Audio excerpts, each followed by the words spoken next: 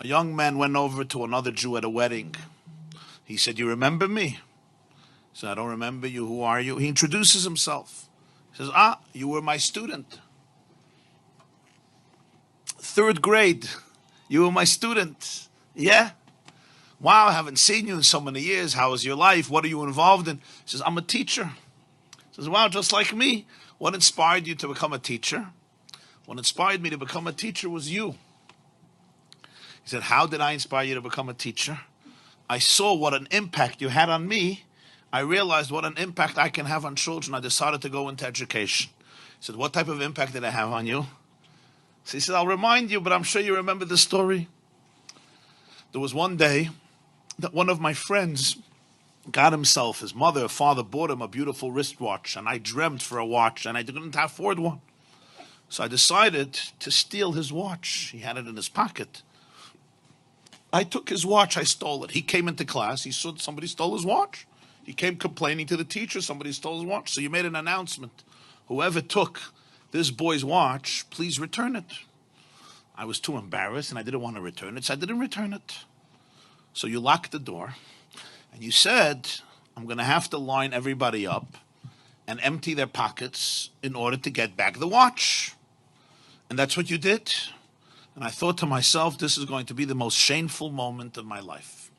And then you said, "All boys line up at the wall, but I want everybody to have their eyes closed.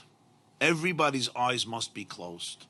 And you went from pocket to pocket, and everybody's eyes were closed. And then you came to my pocket, and you found the watch, and you took it out, and you went through everybody's pockets with everybody's eyes closed. And then you said, "Okay, everybody can open their eyes." You gave the watch back to its owner.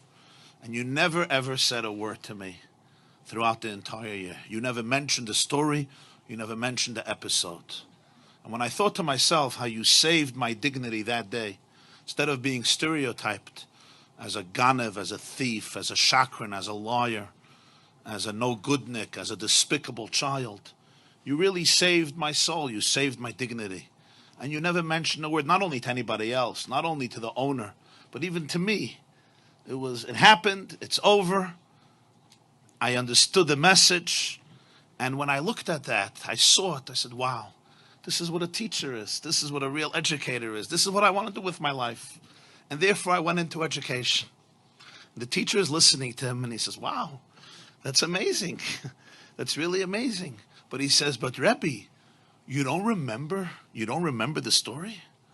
Like when you see me and you hear my name, I'm sure you remember the story that I stole the watch and what you did, and you didn't want to embarrass me, so you had everybody's eyes closed. And I'm the person, he says, actually, I don't know. I wouldn't know. I wouldn't know the story. He says, why not? Like, it's a pretty dramatic story. He said, because I also closed my eyes.